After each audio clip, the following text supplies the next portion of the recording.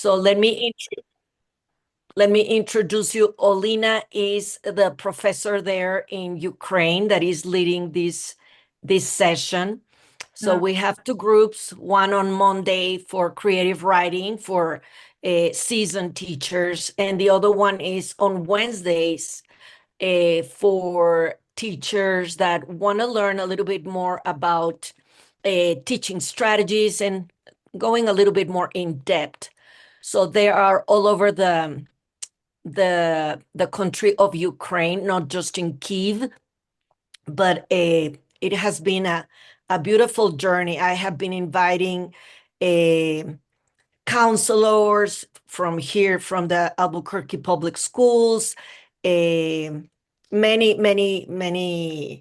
people collaborating with the Ukrainian teachers, but I want to leave my secret card under my sleeve for the end.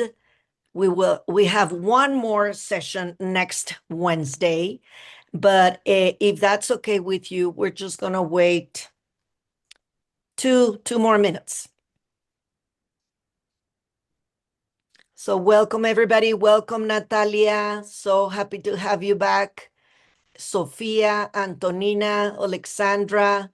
The ones that I'm not mentioning is because I don't speak Ukraine. So if your name is not in English, I struggle to read it. But very thankful that you're here. Alexandra, again, thank you for being here on time. I hope you are having a good evening, my dear friends of Ukraine. And Dr. Fasnet is visiting us from Bismarck, North Dakota. He's going to tell you a little bit of what he does, how many schools, and we worked before. It seems like prehistoric era now, oh, but whatever. It's not been that long ago. but I had the privilege of having him as the assistant superintendent of a school district where I work there and supporting the English as a second language students, doing fun projects and receiving so much support from our leaders help us to bloom. So that's what I want to bring to you, what it feels like when you have a supervisor that allows you to grow and sometimes push you over the cliff. I remember when he said, okay, you're presenting in the state conference, and that was a lot of growth, a lot of fun, but that's the way we grow, right? Okay.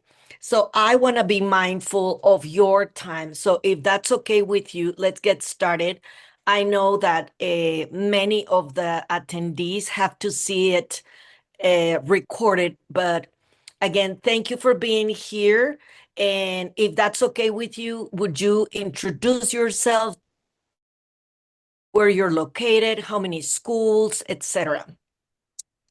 Good morning, everybody. I guess new friends in the Ukraine. Um, it's a pleasure to be with you this morning. Again, my name is Jeff Fosnot.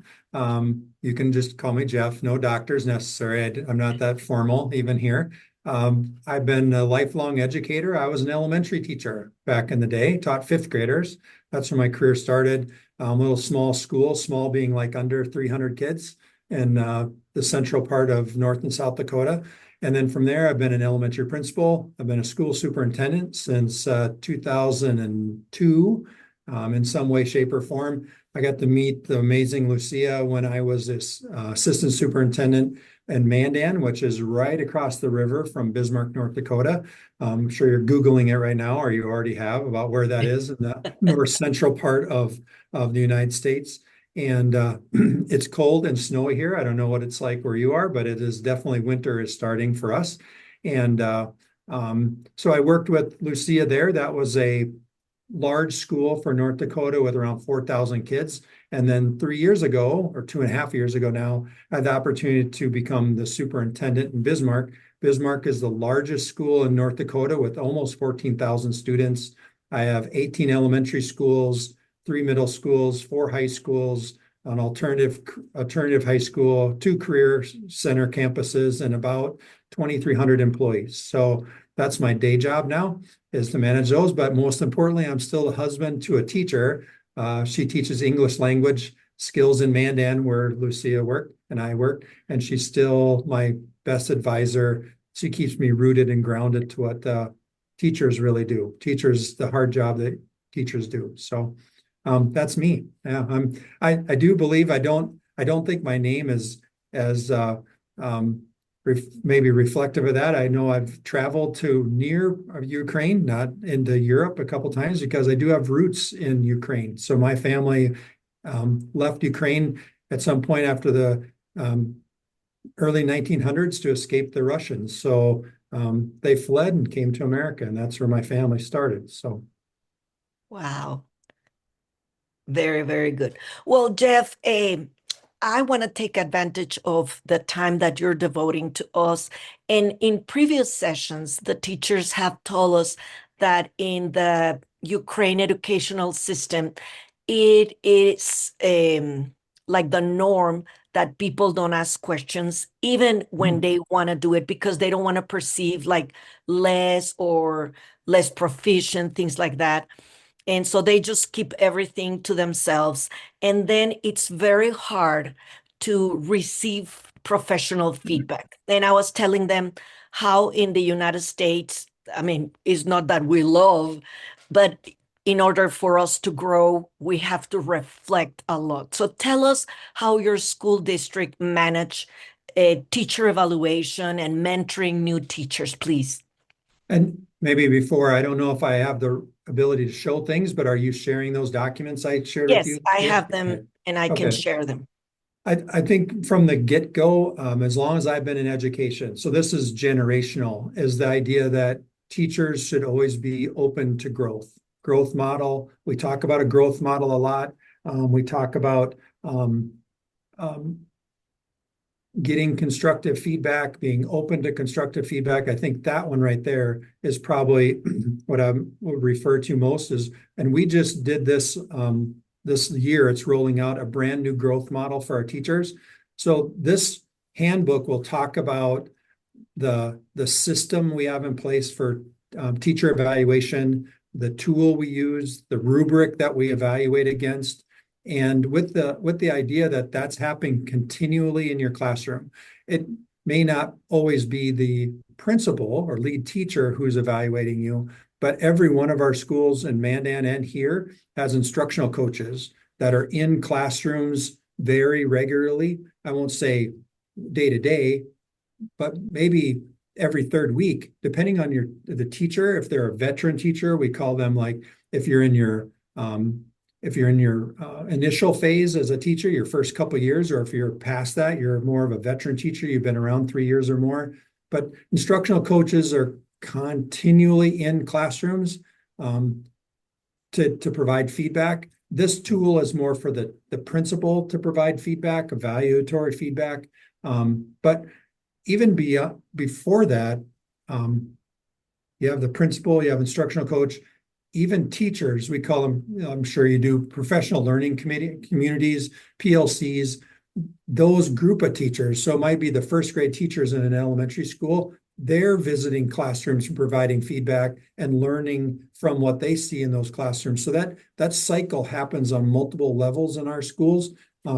So again, to kind of hit on the main point is, the philosophy that we, I think, teach to get comfortable with our teachers is be open to feedback, be ready to be a mentor, be ready to be a teacher, share your experiences, share your failures. How can we get better? Because those PLC groups are actually meeting every week. They're meeting continually, almost evaluating lesson to lesson. Like, how did this work for you? How did this work for you? Looking at the results, like which classroom got a better result from those last 5 lessons. And then, okay, well, why did you get a better result than I did? What did you do that I didn't do? Can I copy or mimic your mastery, your teaching technique to use, so I can, next time I do it, I can do it better. That's happening every week in at all classrooms, all grade levels. So Very good. And I love the fact that the teacher being at closed doors and using the same worksheet for 30 years is long gone in the United States, Long and gone. how important it is to take other teachers' expertise, or to tap into what they are good at and imitate for the betterment of the students.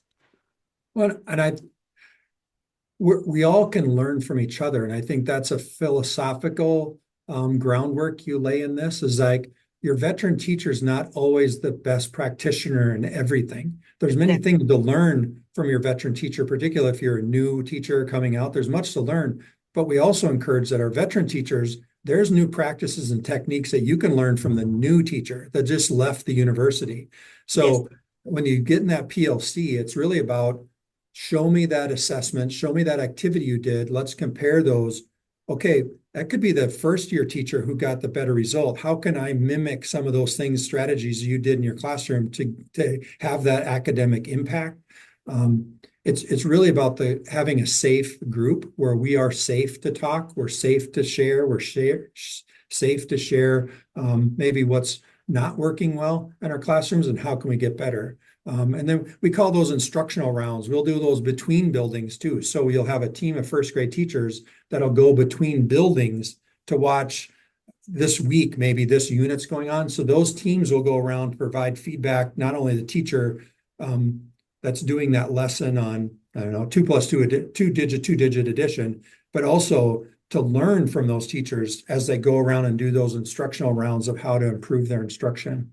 So very it's good. multi-layered coaching. It's really Yes. about just coaching, no different than a sport. You got to be open to coaching at the teaching level too, as much as you would if you were a football, soccer player. Very, very good. And you touch a very important point. Previously, we also talk about data. And I told them how important it is not to punish a teacher necessarily, but to see what's happening in the classroom and how important is formative assessment, not just tests. They were telling me that they are very focused on the paper pencil test. And I said that for us, we gather data day to day and what is working and the importance of reflecting in our own practice. Yeah, I think the United States is way at the federal level is way too focused on a test. I mean, if you follow any North or national politics in the US about testing and federal rules, they're way too fixated on one single test. And I don't know if that's kind of your world where you have a single summative test at the end of the year. Um, we are trying to break that paradigm. At the district level, nothing in this evaluation are you going to see is about the test. Nothing is about like we grade you based on the test. Nope, that's not part of how we assess you or we give you feedback or do your evaluation. It's much more about what are the instructional practices you have? What's your instructional framework look like? How do you conduct and carry out a class? You know, are you a leader? Are you a mentor for others? Are you having good PLC conversations about data? But as Lucia said, from our PLCs, they rarely ever talk about the state test or the state summative test. They're talking about the interim assessments that are happening weekly or monthly in their classrooms or grade levels. That's what they're doing. That's what they look at to evaluate their work and help get better. And honestly, sometimes principals aren't even part of that. They don't see that. They see it maybe at the building level, but they're not digging into it as the first grade teachers as much. They dig into it by component, by standard, even like who did well on what standard and why. So. Very, very good.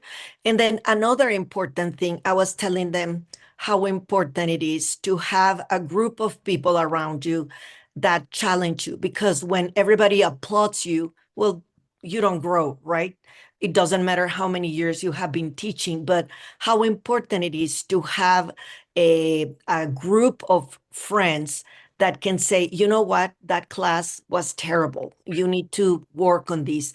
And in my case, I have been telling them that reflecting on the moment, like reading the room and also reflecting afterwards, like, well, that that was terrible. Next time I need to do this and things like that. What can you tell us about that?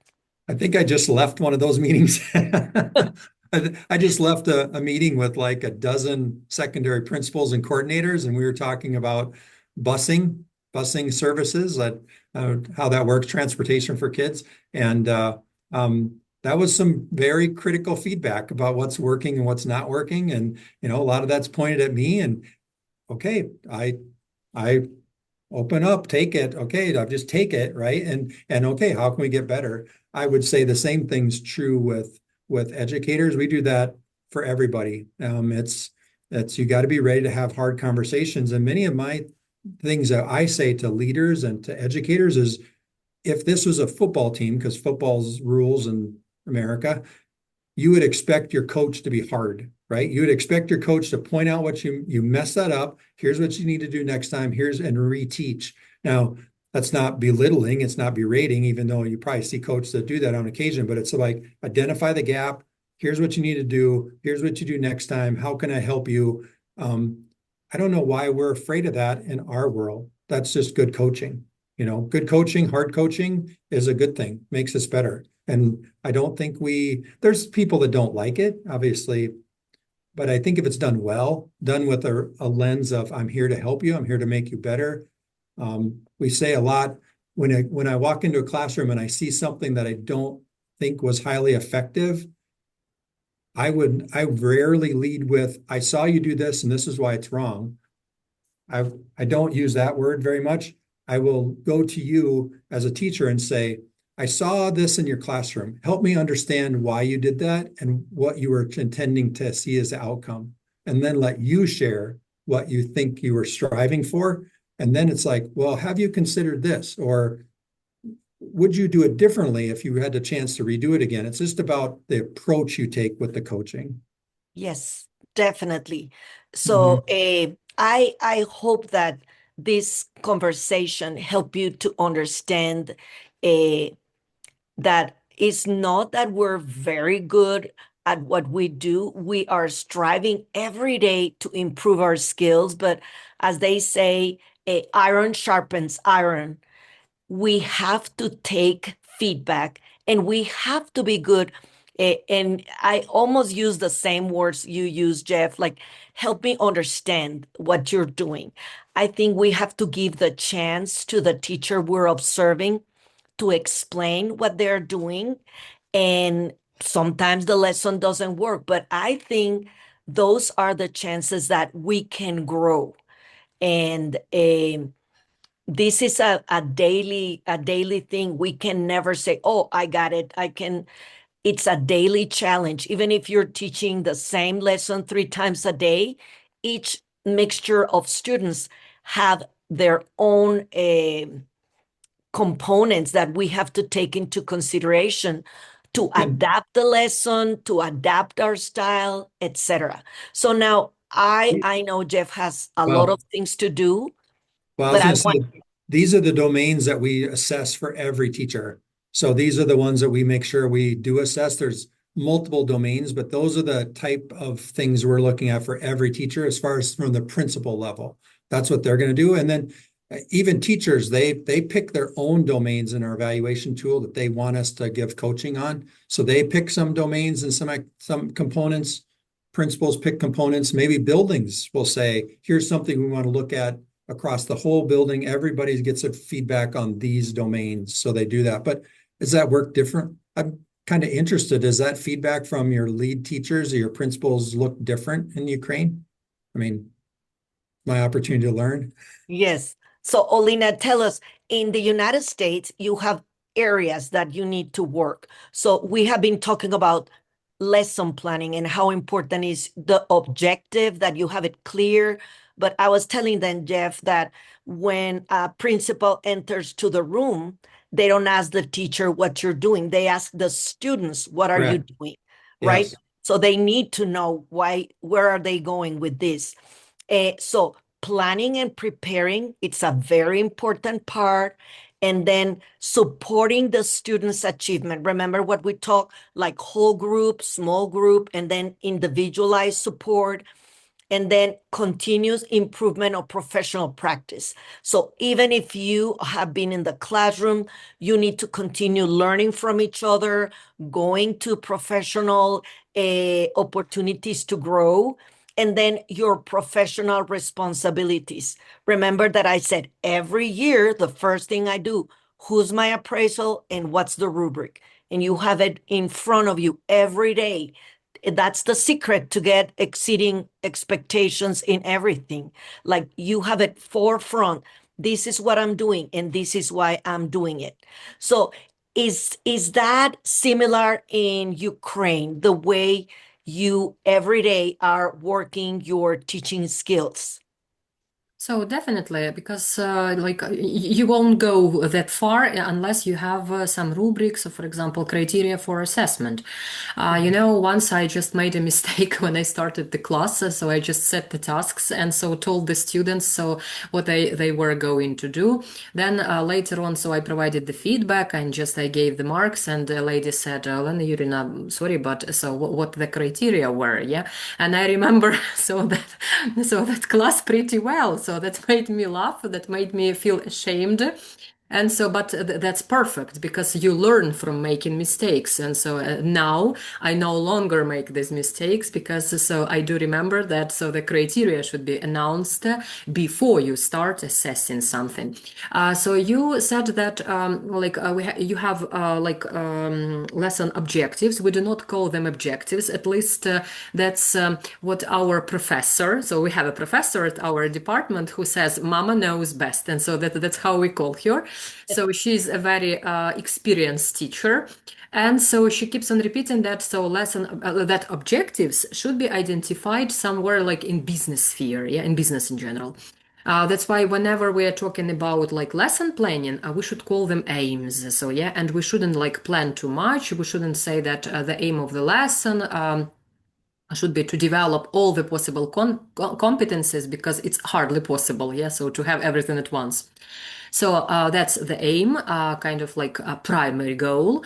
And we usually identify the outcomes. Yeah, that's what we have, like outcomes. So by the end of this lesson, so the students, so all the learners will be able to, and we enumerate actually, so what they will have.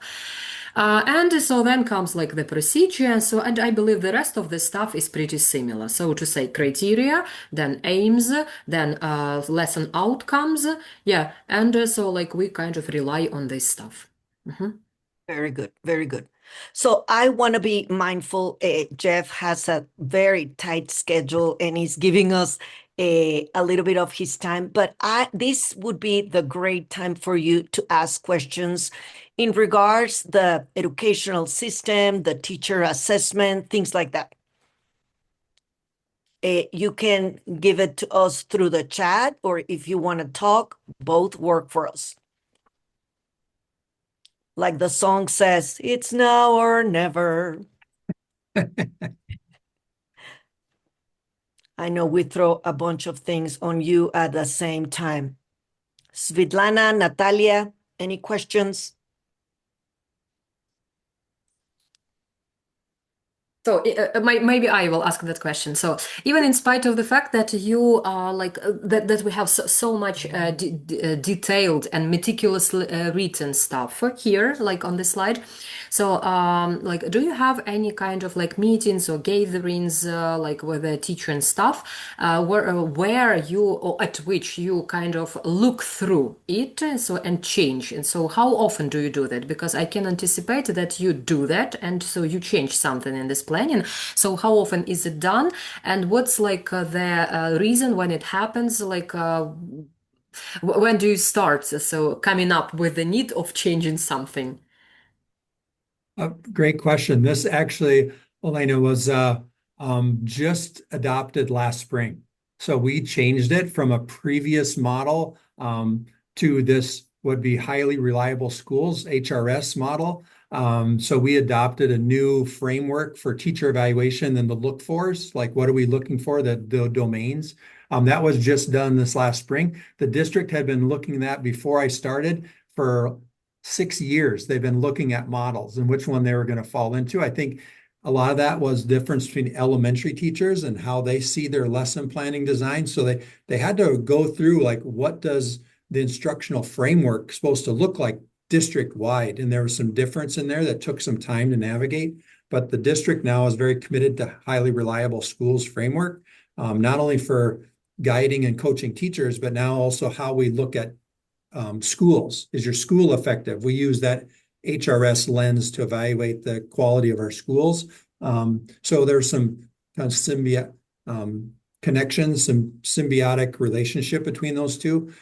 So that's just brand new. We rolled it out this fall to teachers. So we're actually still kind of slow rolling that to make sure people feel comfortable. But on the academic side, you talked about the targets and the look fors and what your student will know.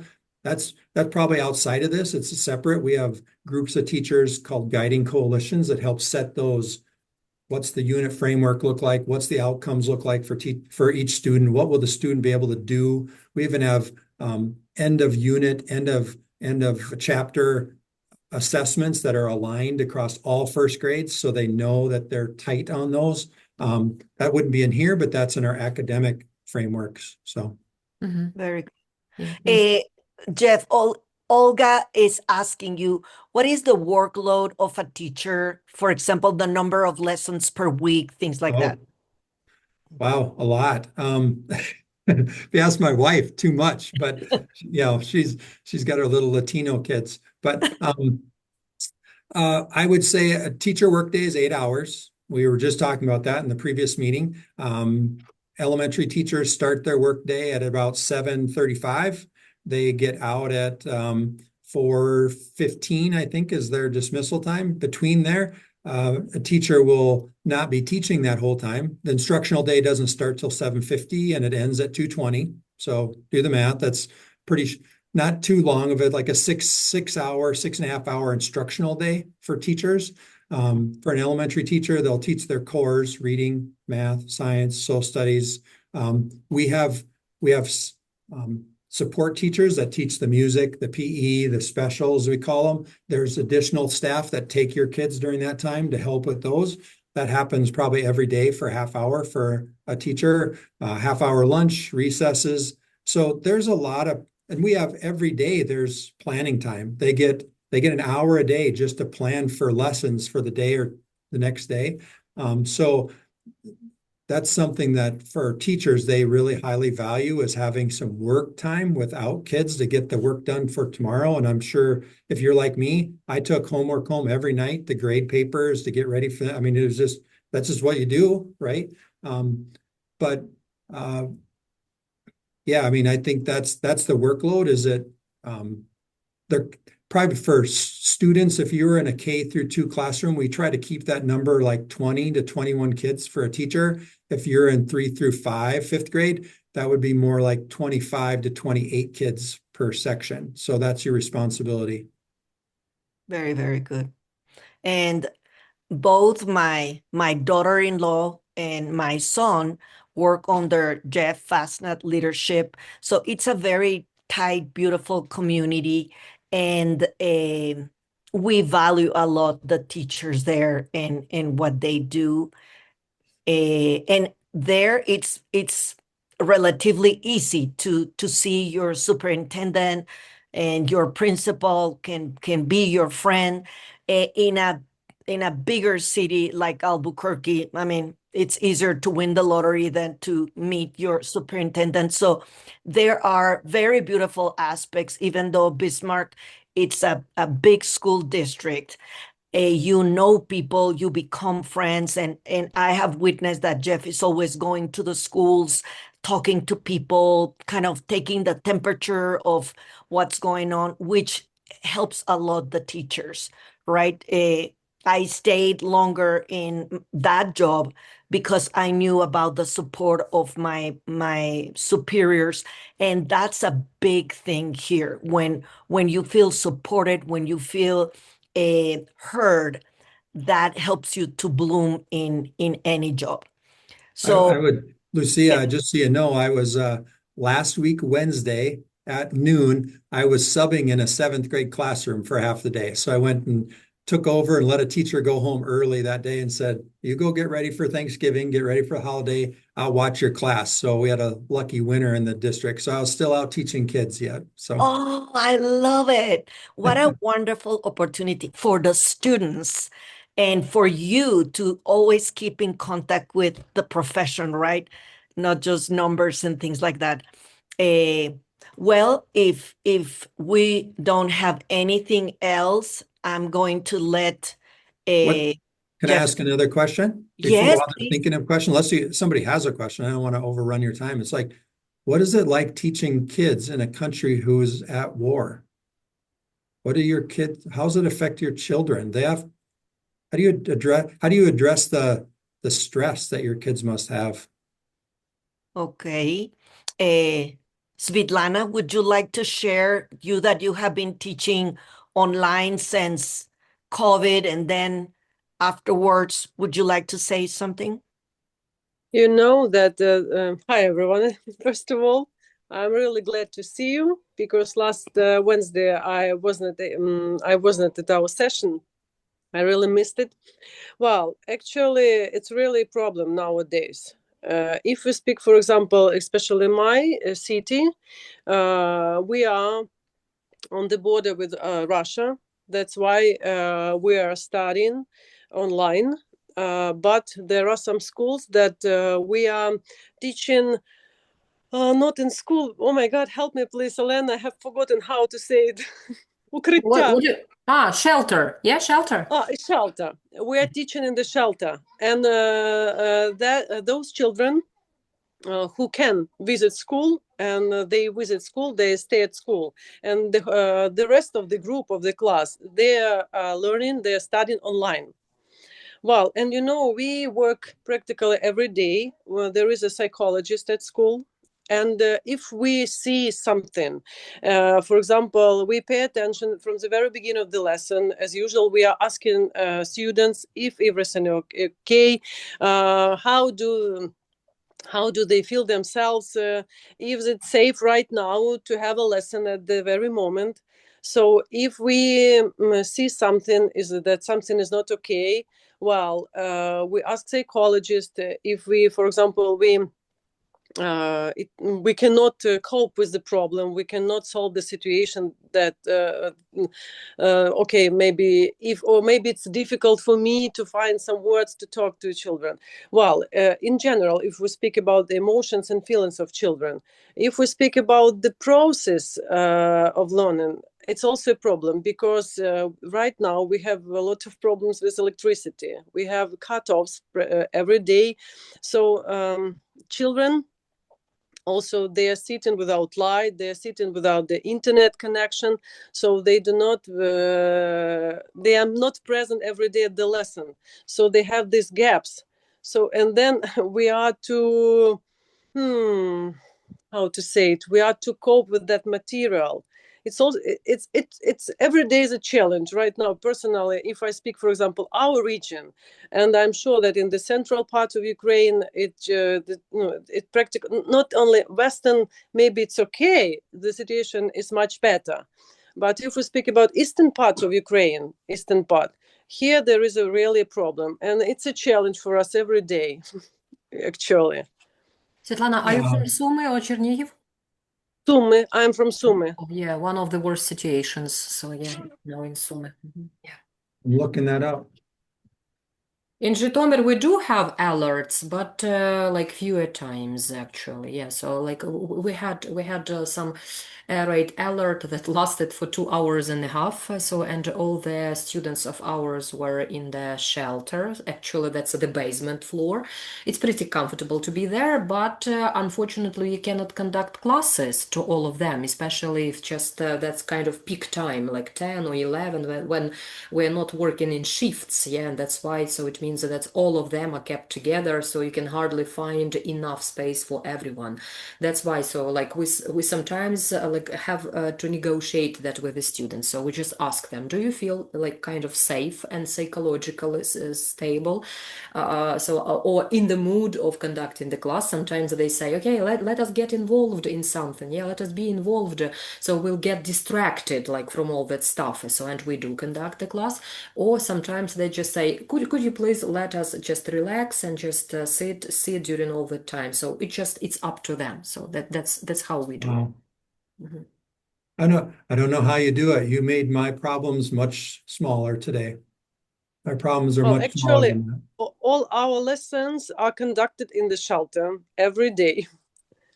No, we are lucky. We are lucky to have a lot of times a day when we can conduct the classes in the classroom. Yeah. So, like, as you are from Sumy, yeah, it's just the border with Russian Federation. Yes, Yeah, you are in yeah. constant danger. So we are in Zhytomyr region, quite next to Kiev region. So, and that causes a problem because Kiev is bombarded severely. That's why whenever they have this alert in 20 minutes time or in 10 minutes, we have it in Zhytomyr as well. So yeah, in spite of the fact that we are just in like closer to those western parts of like Ukraine. But our main problem is not even like the rockets.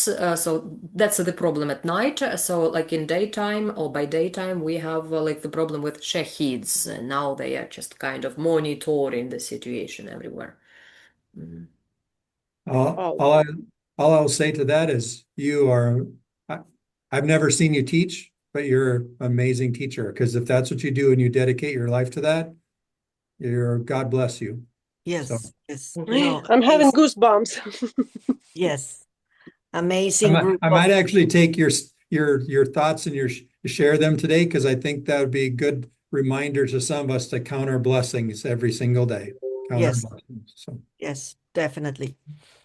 Well, And anybody has any other may I question? ask something? May I ask Yes. yeah, something? yeah. Well, it is not about assessment, teaching, or coaching. Well, what about mobile phones? Are they forbidden at school? And I mean students, for students. Yes, actually, this You know, Jeff, last you know that in Ukraine, especially in my lyceum, it's an addiction. It's an addiction.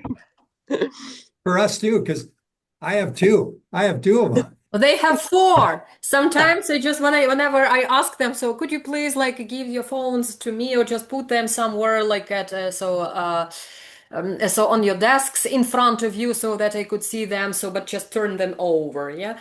So they do that, but so then I see that they start looking somewhere like kind of like from and I But, see that there is something on their lap, or just yeah, in that alcove, yeah, so that they have so at the desk or somewhere else, and they definitely have up to four. Like there was one time when I managed to extract four mobile phones from students. That's it. our legislature just banned them for all schools in North Dakota. So during school, kids cannot have these. They have to leave them in their car or put them in their locker all day. So they can't touch them all day long. So Hallelujah. Hallelujah.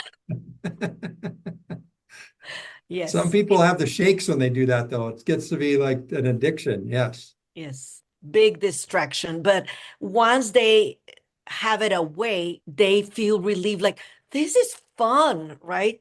We have kids now that are because I don't have to deal with the stresses that your children are under. Well, when they go to lunch now, instead of being on their phone and eating lunch, they're actually playing board games again. They pull out cards and they play cards again. They do things like we grew up with, at least I did, Yes. to socialize with people. And, that's coming Oh, back. fun. That's fun. Very good. Any other question? I have one in the chat.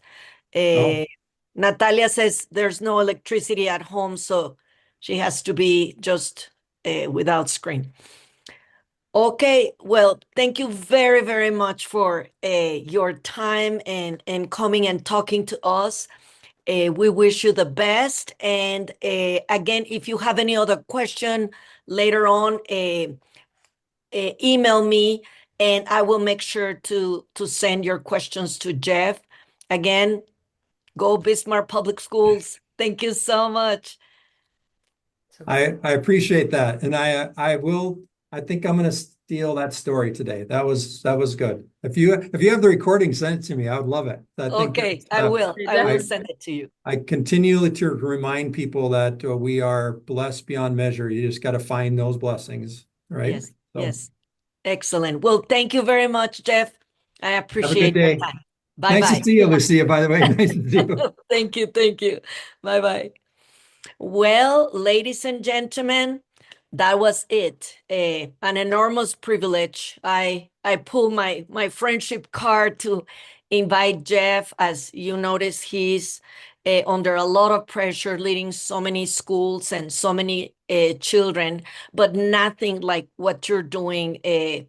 We keep on, I mean, being amazed of what you're doing. Never forget how valuable it is what you're doing day in and day out. So keep on shining and keep on reminding yourself our why. Why do we do what we do? It's because we have a passion to instill good things in the next generation. Today, I have very little time, but I want to talk about another way to assess our students. We have talked previously about formative assessment, how to check the temperature of our students on daily basis, what they are doing, if they are understanding, where are they in relationship with the topic that we are teaching. But project-based learning, it is a summative assessment. So what we will do today, we will analyze what is project-based learning and why do we choose to evaluate children like that. Very good. So, you know, you are being recorded.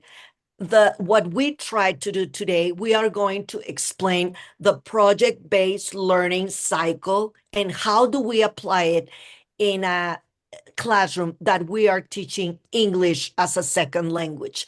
How do we design the projects of this type as a summative assessment? We will create assessment rubrics for collaboration among students. And how do we solve problems in the process of doing this project-based learning? How to implement all the scaffolding and how do we progress from setting the stage for those type of projects till we accomplish our goal. Number one, why do we want to produce project-based learning as a summative assessment in our classroom? Well, because we can use authentic language, and that increases the motivation of our students when we do things that are real life, that are problems that they can encounter, like going to work, going to the doctor, getting their passport, things like that. And then the 21st century skills that are required for them to be able to work in their adult life require collaboration, require communication, and a lot of critical thinking. So that's why we want to, instead of paper, pencil, final tests, to do project-based learning. And then there's a big curriculum integration with other skills. You can include or history or traveling or math or all of them at the same time. Very good. What is project-based learning? Well, it's a student-centered approach where learners investigate a problem and they produce a public product. It can be a video, it can be a presentation, it can be a podcast. So it can take many different forms. But the principles is you start with a driving question, something that makes them want to find the solution. Then you have to have an authentic need. And I will explain all that in a second. And then sustain inquiry throughout the process. They want to continue finding a solution to this real life problem, but also you're giving them a voice that they express their ideas, their feelings, their concern about future pollution, name it in the blank, but also you give them choice.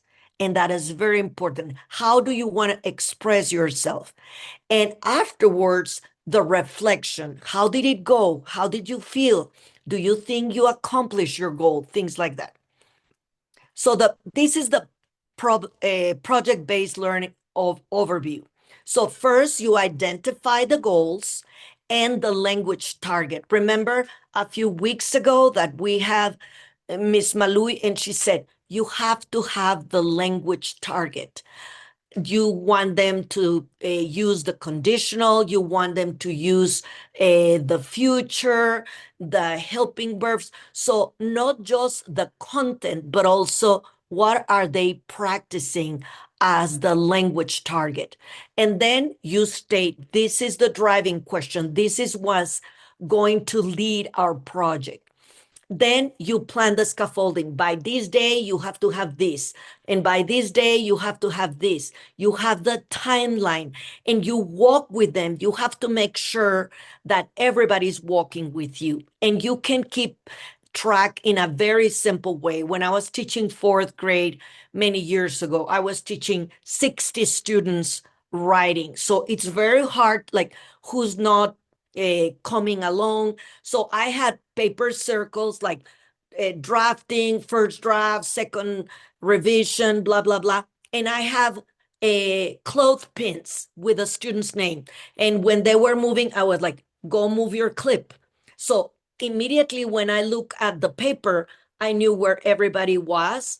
And then I saw two students right there at the beginning. So I was like, those are the ones that I need to be working with. So you have to have a system that help you organize and move everybody along with you in the timeline. Then there are going to be opportunities for mini lessons.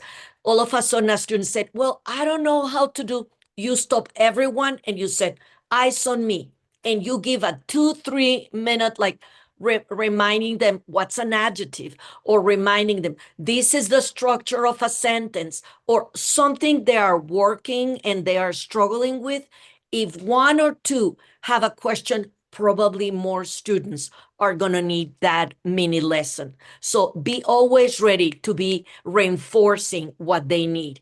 And then the project work itself, you have to be always walking around and seeing where they're at and giving them feedback. And feedback is not just, well done, good job. What are they doing good?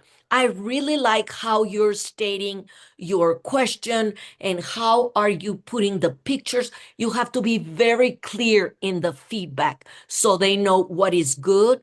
And also, I want you to think about adding this, and I want you to consider blah, blah, blah. So you have to give them very specific feedback, what they're doing good and what they need to work on. And keep on revising where they are to be ready to present. And then the presentation. I have a very good clip that I want to show you about an elementary teacher and how he works with students to be ready for the presentation.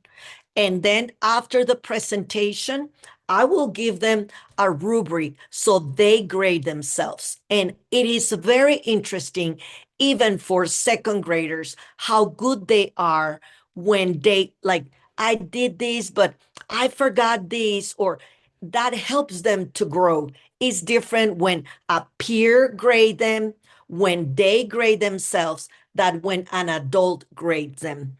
Because this is my opinion. You have an 8, but what did I do good? So they need to reflect what they are doing good and what they need to move on. Any questions so far on the chat?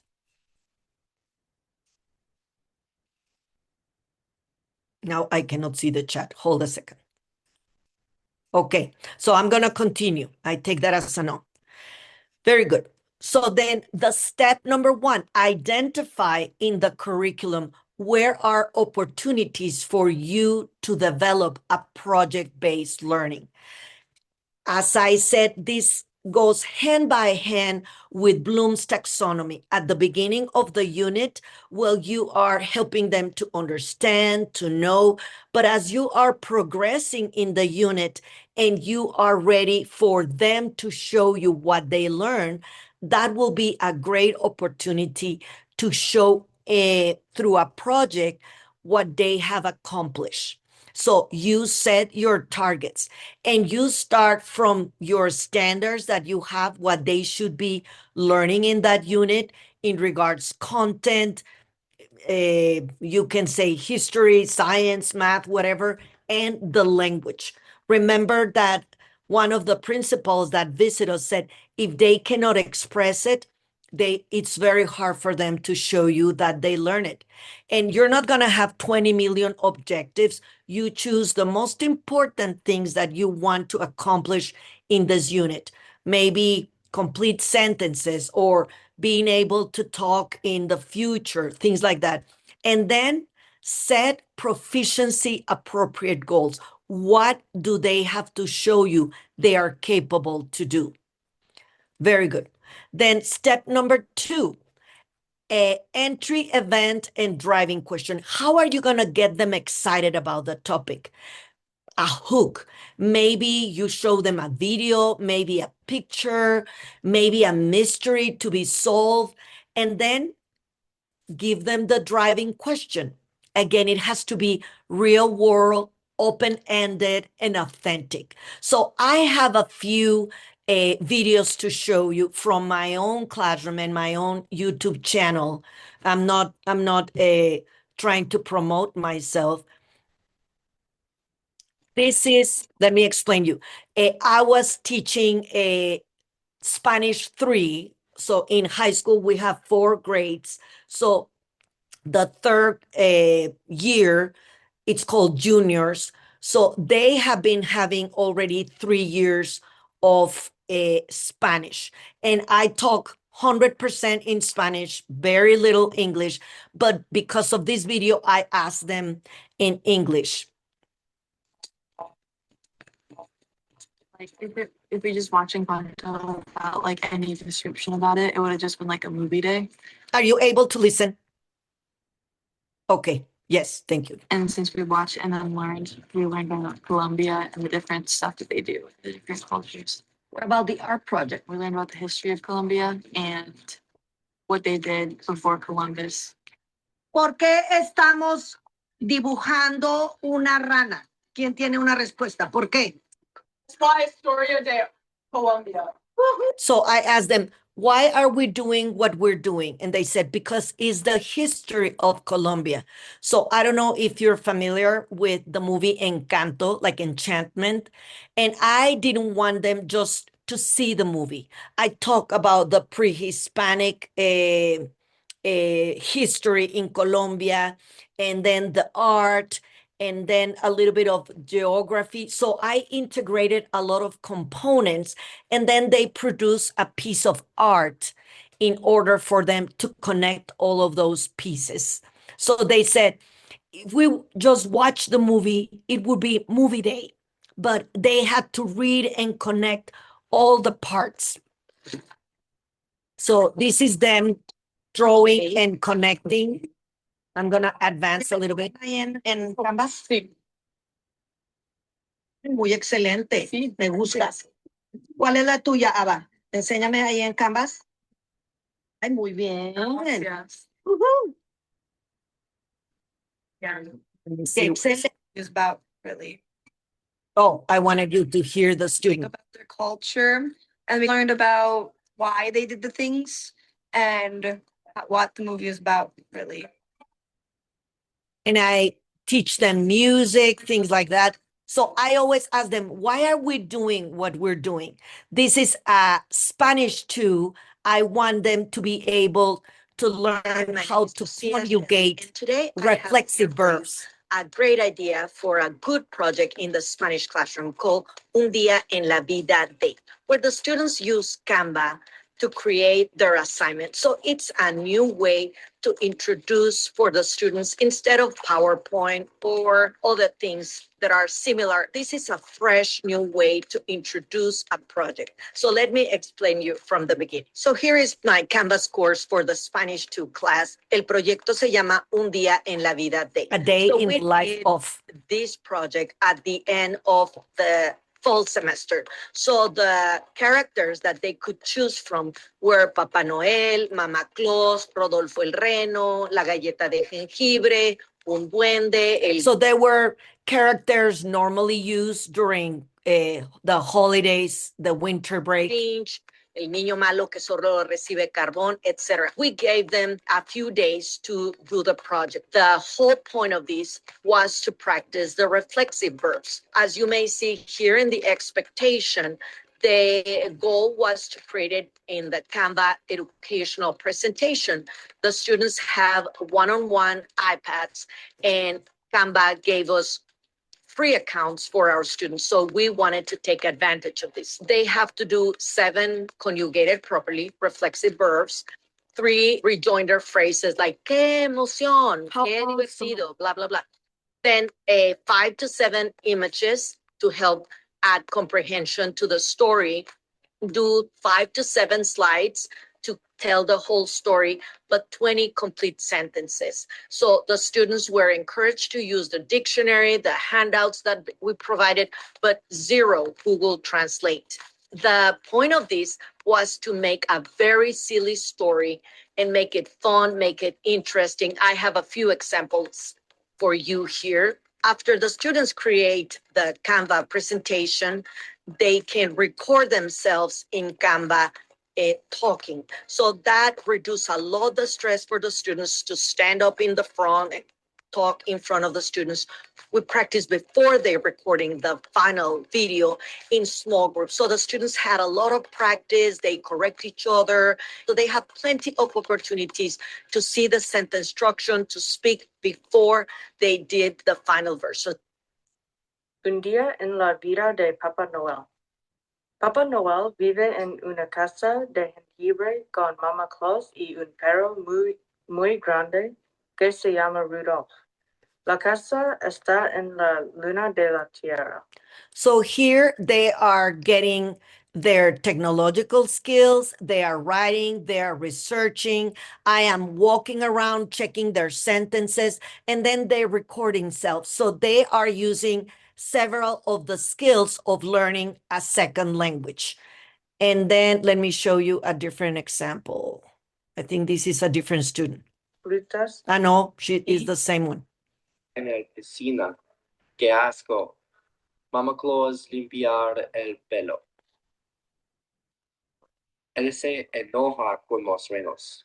Los renos volan de Rodolfo. Él se va a cepillar en el océano. Qué ridículo. So as you see, for me, speaking, it's a very important skill because it's where you put all the pieces together. This is an English as a second language project where the students tell me the story of their names, why they were named like that. I'm going to show you a little bit ahead.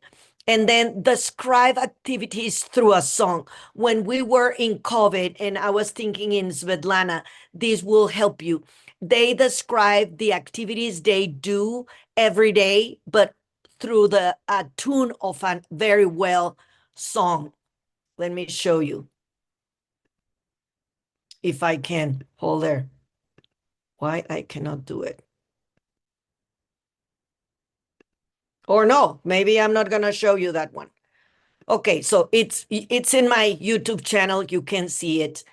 Let's go to the next stage. So the step 3, the project, you have to give them the structure. When do they have to have timelines?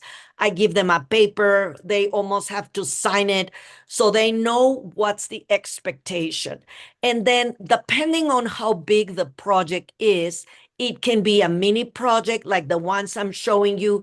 Maybe you give them 1 week to accomplish that. And if it's like end of the year project, maybe you give them more time. Now, grouping the students, that is a struggle because there's always one student that let the others do the job and they are resting in Hawaii. So you have to give them assignments to each one so they are keeping each other accountable. And then you have to have milestones. By this day, you have to have the research done. By this day, you have to have the draft and things like that. So you give them checkpoints for formative feedback, like, oh, I like your idea, but you need to work in this and you need to work in that. Then the next step would be the scaffolding and mini lessons. As I told you, you pre-teach vocabulary that you think they are going to need. Maybe you provide them sentence stems or frames, or you model for them. Sometimes what I do, I said, this will be my paragraph. So they can borrow the ideas and the structure and they just changed. And you can use input from the text, from the textbook or something online. And you can include, again, short mini lessons of things you think you're going to need, or they are asking you they need to. Then managing the group work and the roles. So you assign roles. Somebody is going to be the manager in the group. Some others is going to be in charge of getting the researcher done. So they push each other to finish it. So another one is the recorder, the one typing everything. And another one is the one in charge of getting the group ready for the presentation. So they all work, but one is in charge of each part of the group. Then use collaboration language, like I agree or I disagree, I clarify. They have to be rules in the group so they are working without arguing or that I don't want to work with so and so. No, we're professionals. So that's what we're committing. And then you can rotate the roles regularly. That project, so and so was the one in charge of the researcher. Now he's going to be in charge of recording everything, things like that. So I have this video. This is a teacher that I hope you like.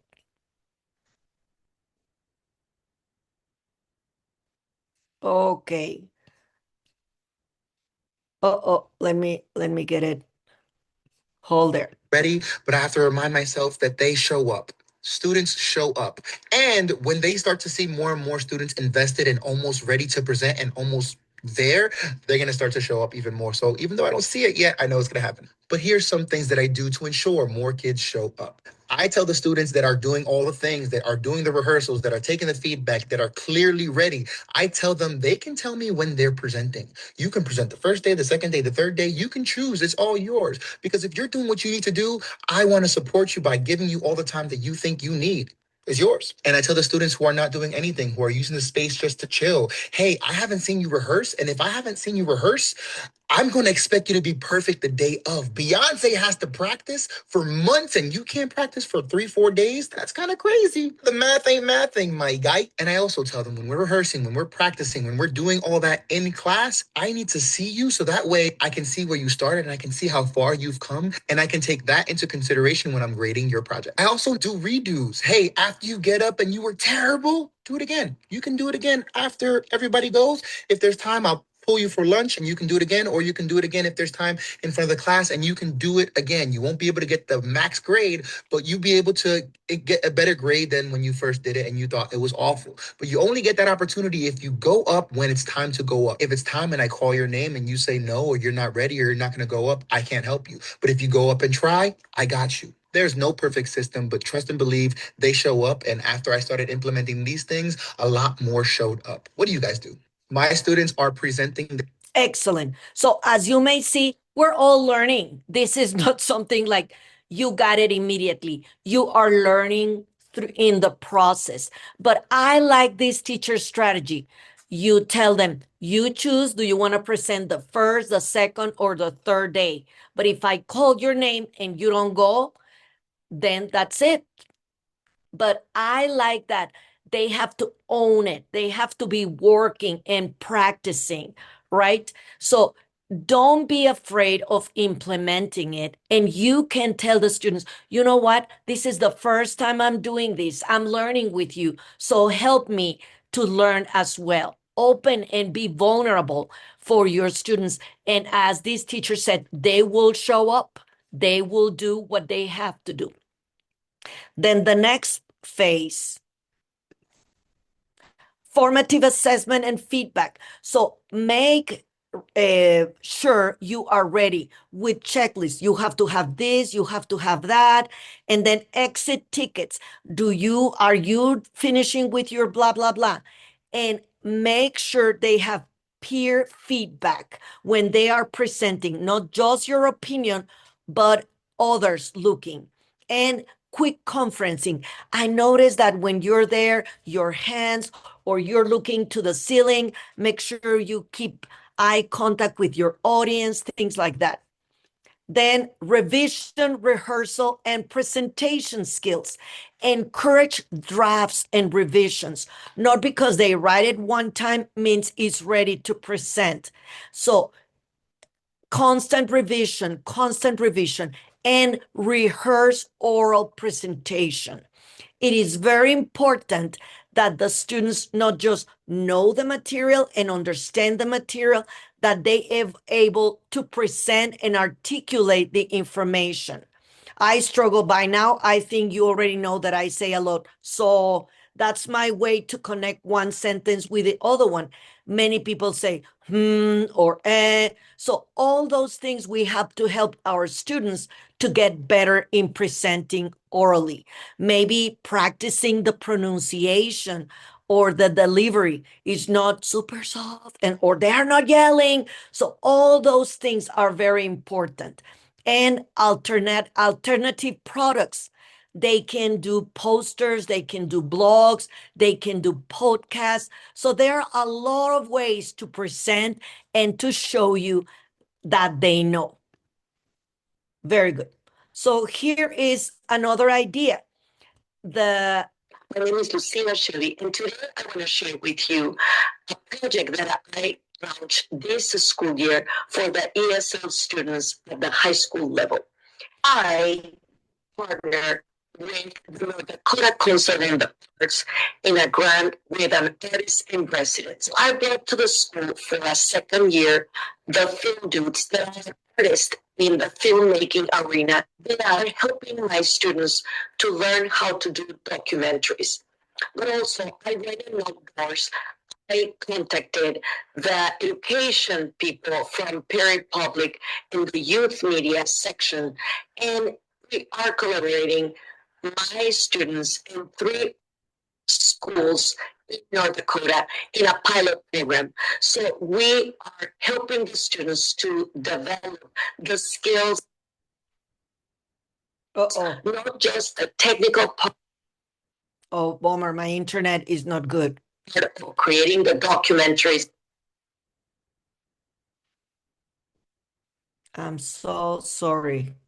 But let me tell you, my students have a double check. Oh no, this is terrible. Let me stop it.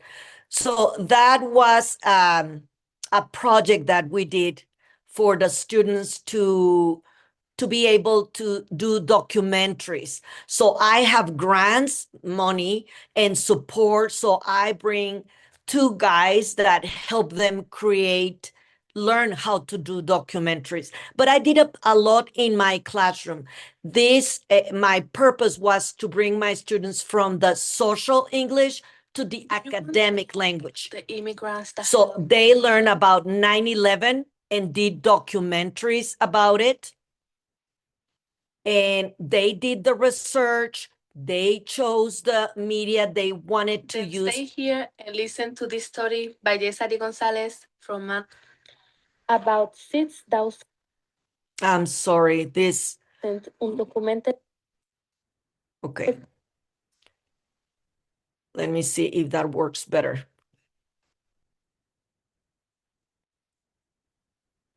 Do you want to know about the immigrants that helped on 9/11? Then stay here and listen to this story by Yesari Gonzalez from About 6,000 undocumented immigrants took part in the recovery and cleanup efforts after September 11. But what many people don't know is that they were working without health insurance, low salaries, and no recognition. The quotes that you are going to hear in a second are from a couple that helped to clean Ground Zero. The cleaning was supposedly getting rid of asbestos, but we were removing everything. Lead, chemicals, asbestos, the ashes left by the people who were burned. So what I want you to get the idea is we cover all the aspects. They did the research, they prepare their video, they record themselves talking, but in the middle, I was helping them with the sentences, polishing, like, no, this data is not accurate, and they were presenting to each other.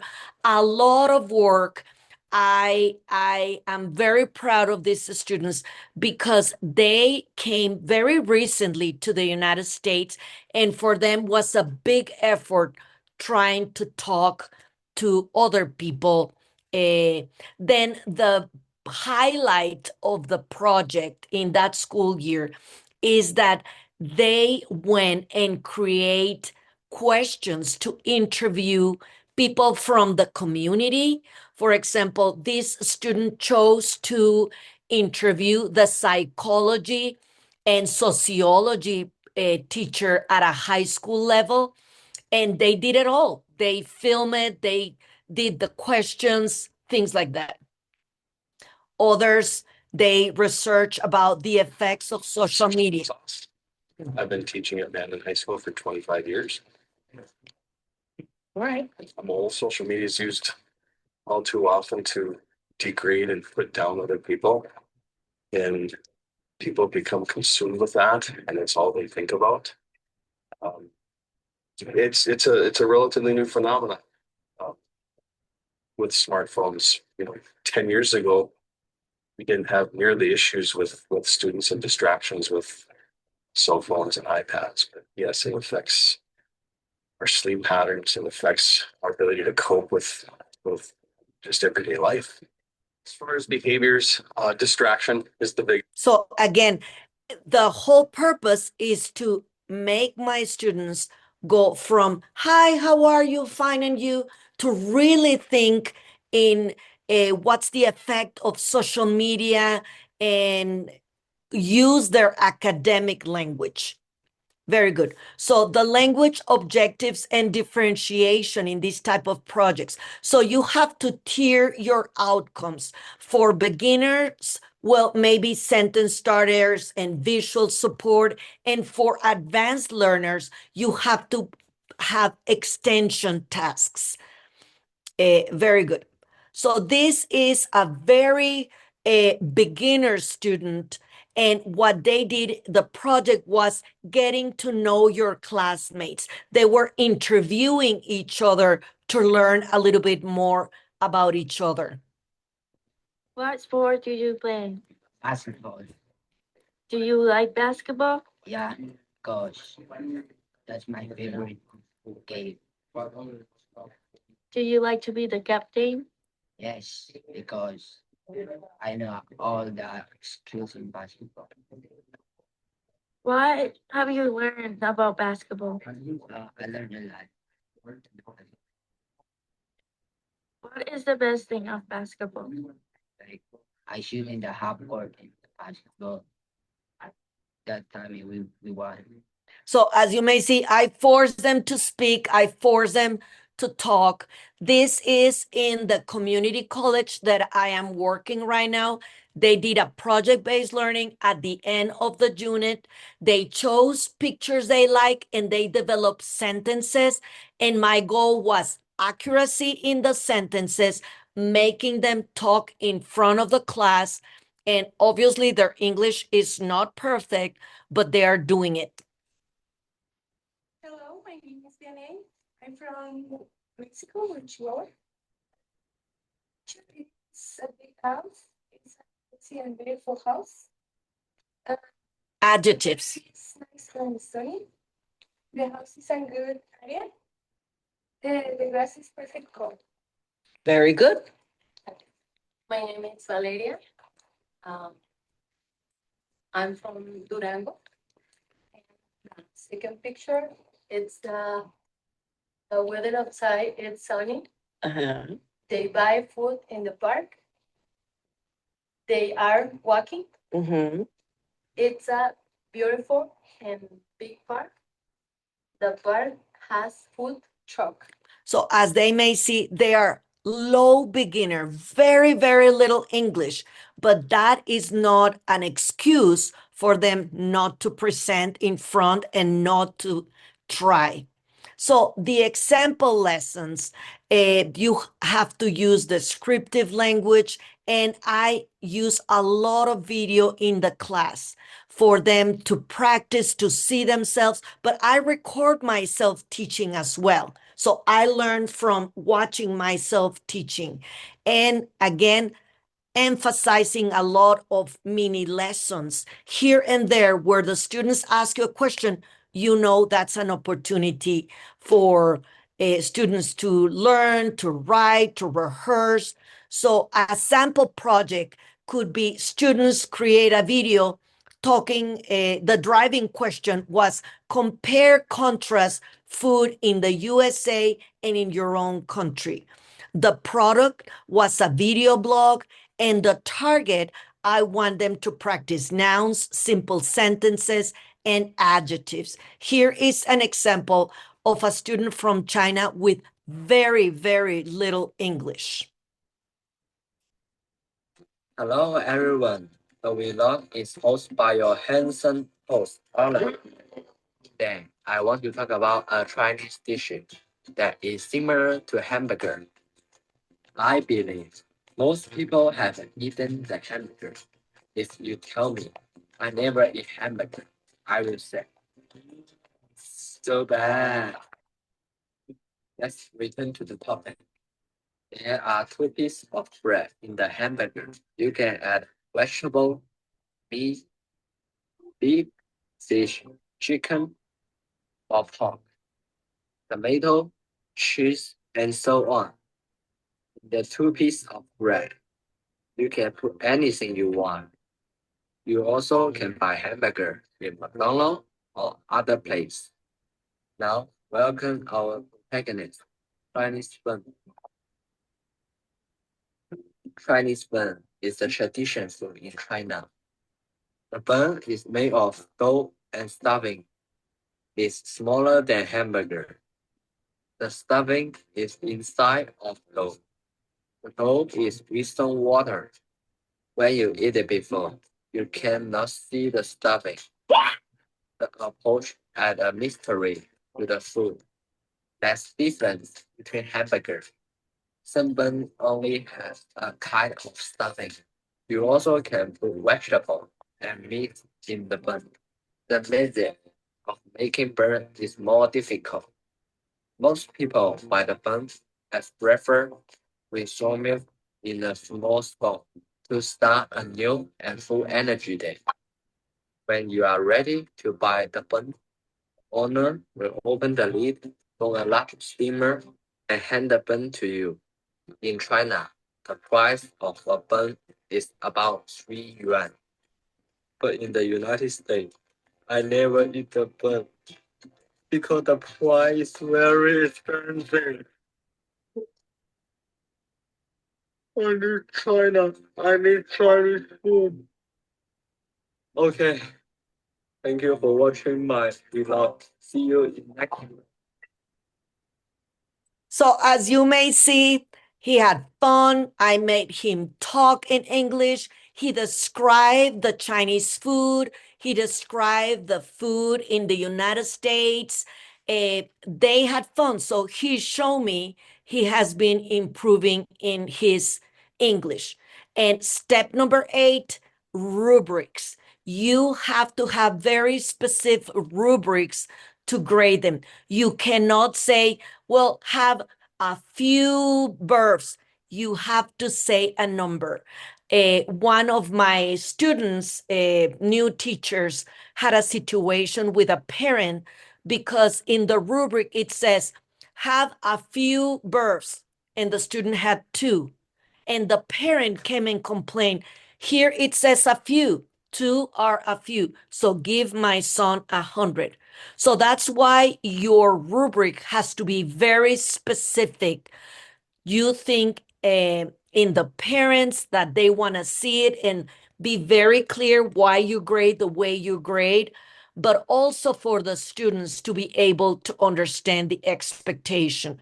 And then have collaboration rubrics. What are the expectations when the students are collaborating, how they have to communicate, how to be reliable to each other, and then how do they have to solve problems, how they can identify we're doing all the work and Johnny is not doing anything, how can we solve it? Maybe John works alone, they is not part of the team anymore. How to explore solutions among themselves and how to solve problems in a professional way without arguing. Then collaboration. As I said, I use a lot videos. This was the summative assessment for my 4-year students in the 9 weeks. So I'm going to show you just a little bit of what they did. They did the dialogues. They came up with the way they should be dressed, things like that. And I cannot click it. Oh, here. ¿Qué quieres hacer este fin de semana? No sé, ¿qué piensas, Jane? Yo tengo una idea loca. ¿Qué es eso? ¿Y si pasamos la noche en el museo? De ninguna manera. ¿Museo? Eso es un... ¿Y si...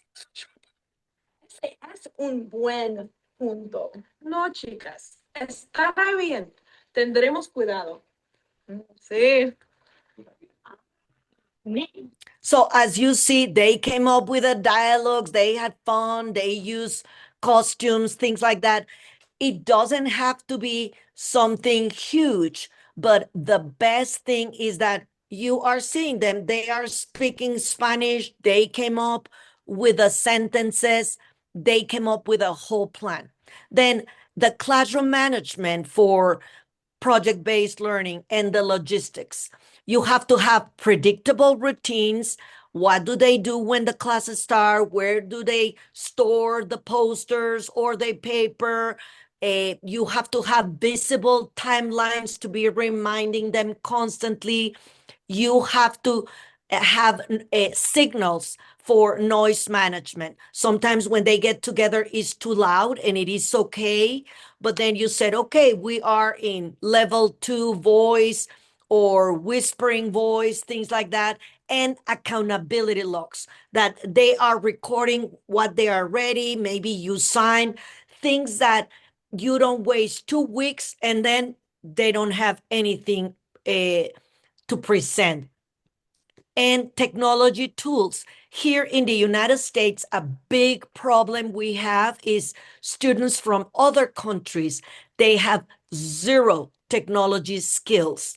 So you have to help them not just to speak English, but to know how to scan, how to submit a document, how to record themselves, how to type in a Word document and then send them.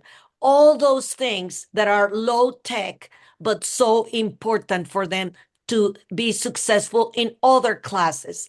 So teach them how to use Google Docs, how to participate in a game through Padlet, how to use voice recorded, and obviously emphasizing the importance in privacy. They cannot record anyone when they want. Here, that's a big no-no. You cannot record anyone without permission. Very good. And troubleshooting. How are you going to help them to solve problems? So if you see that one student is dominating, means you have to rotate the roles. If you see very low output because they cannot produce the sentences, maybe you give them sentence frames or you model for them. If you see that the students are off topic and they are not doing the research, well, maybe you tighten the questions and you give them timelines. If there's time issues, I mean, you're running out of time, maybe you split task. Instead of one person in charge, two people are in charge. You have to be ready to always be helping them to solve those issues. And the last part, the reflection. What challenges do you foresee to implement a project-based learning in your own classroom? What small steps do you want to try first?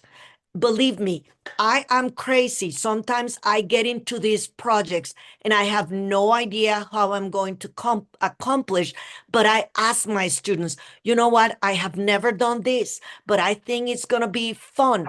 Help me. What do you think we do first? So count with your students and you're going to be surprised how great of an assess they are. So I have here a few references for you in case you are interested in implementing project-based learning in your own classroom. And I have nothing but gratitude. Do you, can you share in the chat, do you do project-based learnings already in your classroom? Are they being effective? What do you think you can do to make them even better? I'm waiting for your answers orally or in the chat.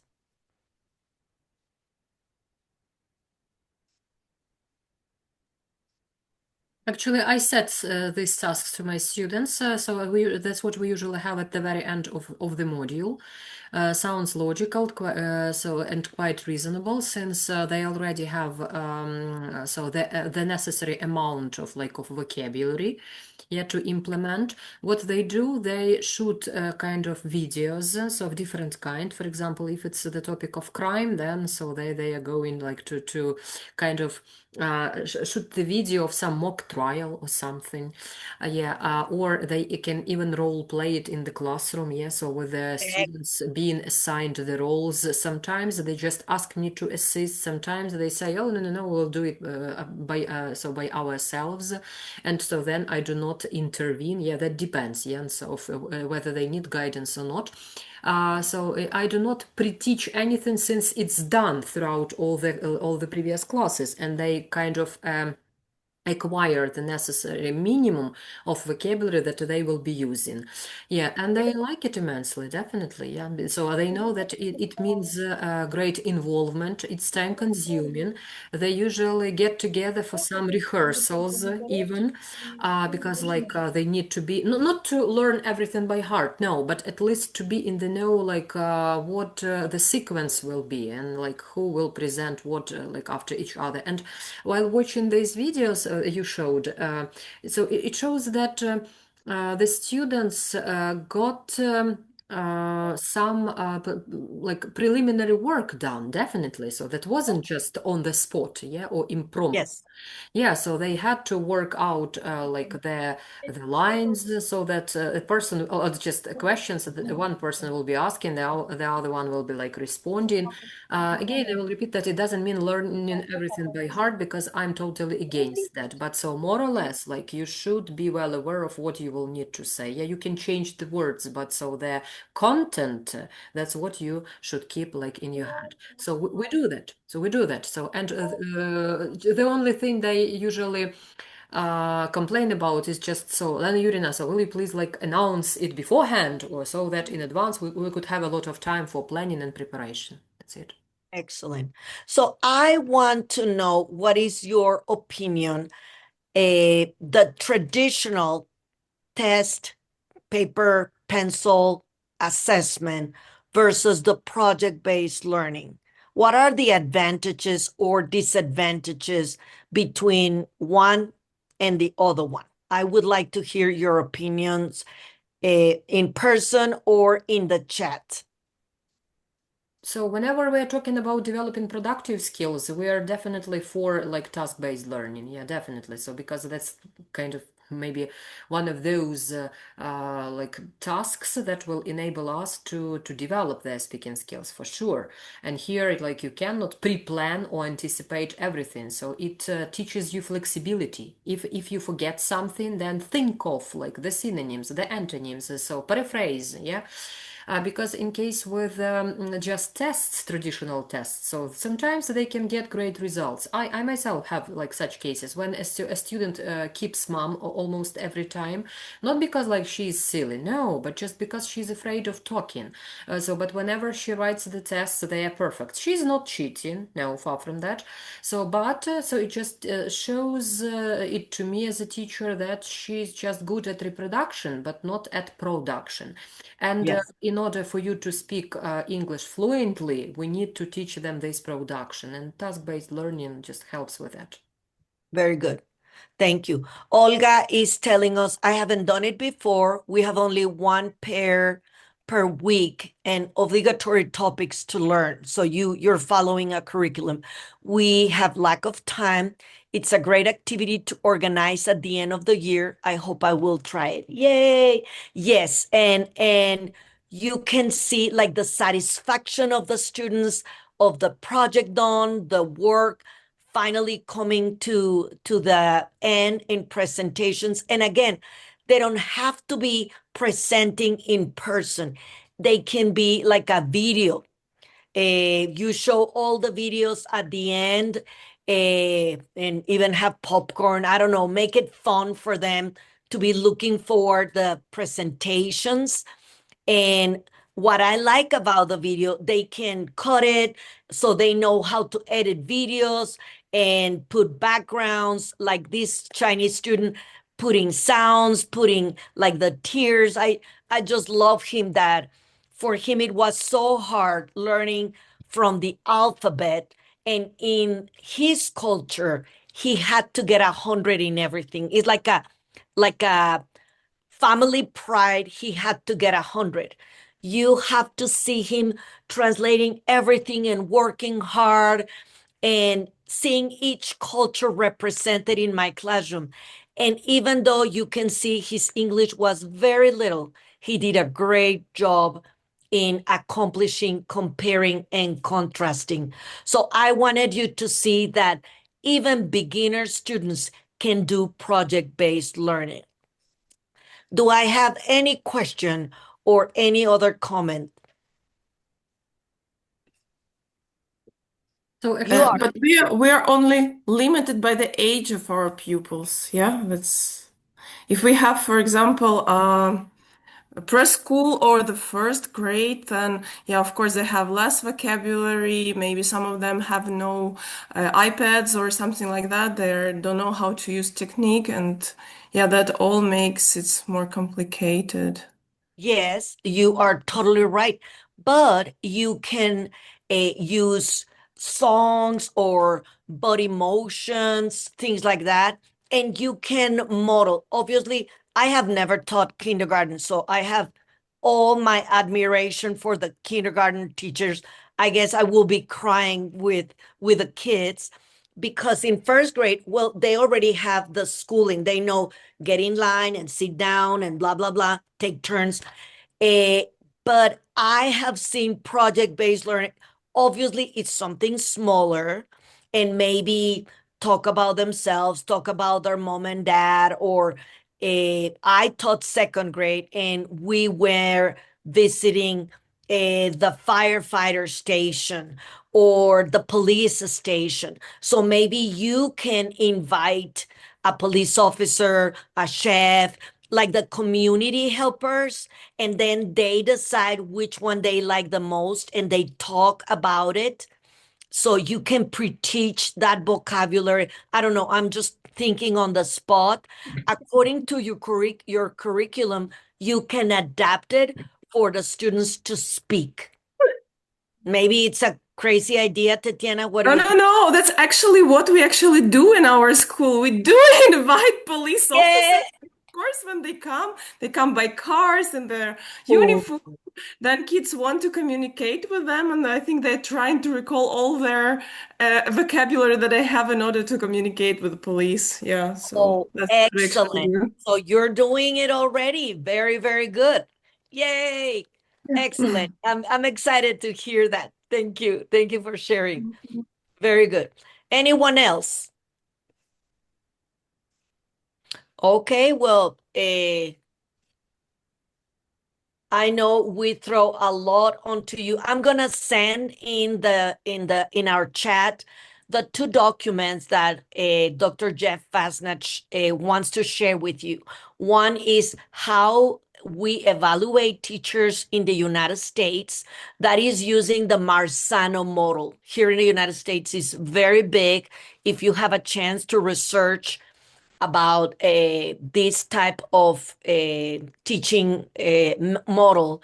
It's called Marzano with a Z, Marzano instructional model, and also how to mentor other teachers. So I'm going to send those two documents. And again, if you have any question that later you're like, oh, I wish I have asked this question, Jeff, it's a good friend, so he would be delighted to answer your questions.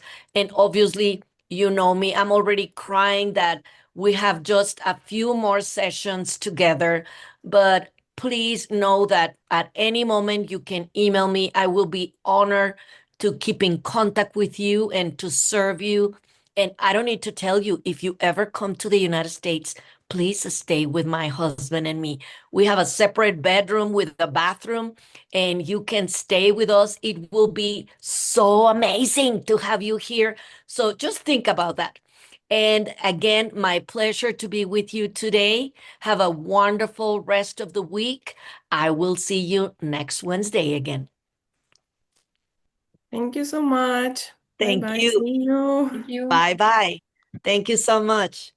Thank you. Bye bye. Thank you. Bye. Have a peaceful and